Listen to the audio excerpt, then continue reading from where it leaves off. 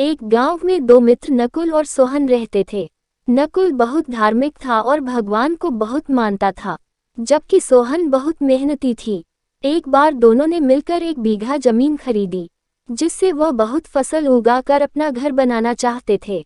सोहन तो खेत में बहुत मेहनत करता, लेकिन नकुल कुछ काम नहीं करता बल्कि मंदिर में जाकर भगवान से अच्छी फसल के लिए प्रार्थना करता था।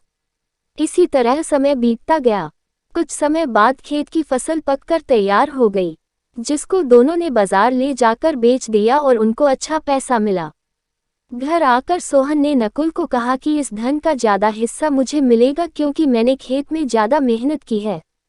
यह बात सुनकर नकुल बोला, नहीं, धन का तुमसे ज्यादा हिस्सा मुझे मिलना चाहिए, क्योंकि मैंने भगवान से इसकी प्रार्थना की, तभी हमको अच्छी फसल हुई।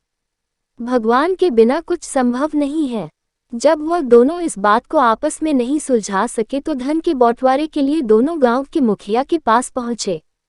मुखिया ने दोनों की सारी बात सुनकर उन दोनों को एक एक बोरा चावल का दिया, जिसमें कंकड़ मिले हुए थे। मुखिया ने कहा कि कल सुबह तक तुम दोनों को इसमें से चावल और कंकड़ अलग करके लाने हैं, तब मैं निर्णय करूंगा कि इस धन का ज्यादा हिस्सा किसको मिलना चाहिए। दोनों चावल की बोरी लेकर अपने घर चले गए। सोहन ने रात भर जागकर चावल और कंकड़ को अलग किया, लेकिन नकुल चावल की बोरी को लेकर मंदिर में गया और भगवान से चावल में से कंकड़ अलग करने की प्रार्थना की।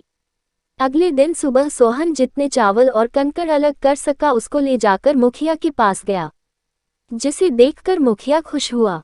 नकुल वैसी की वैसी बोरी को ले जाकर मुखिया के पास गया। मुखिया ने नकुल को कहा कि दिखाओ तुमने कितने चावल साफ किए हैं। नकुल ने कहा कि मुझे भगवान पर पूरा भरोसा है कि सारे चावल साफ हो गए होंगे। जब बोरी को खोला गया तो चावल और कंकड़ वैसे के वैसे ही थे। जमींदार ने नकुल को कहा कि भगवान भी तभी सहायता करते हैं जब तुम मेहनत करते हो। जमींदार ने धन का ज्यादा हिस्सा सोहन को दिया। इसके बाद नकुल भी सोहन की तरह खेत में मेहनत करने लगा और अब की बार उनकी फसल पहले से भी अच्छी हुई।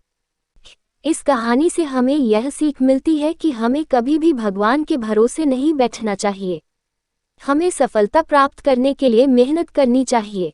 तो दोस्तों, ऐसे और अच्छे अच्छे वीडियोस देखने के लिए हमारे चैनल को सब्सक्राइब करो और आपने इस वीडियो से क्या सीखा हमें ज़रूर बताना।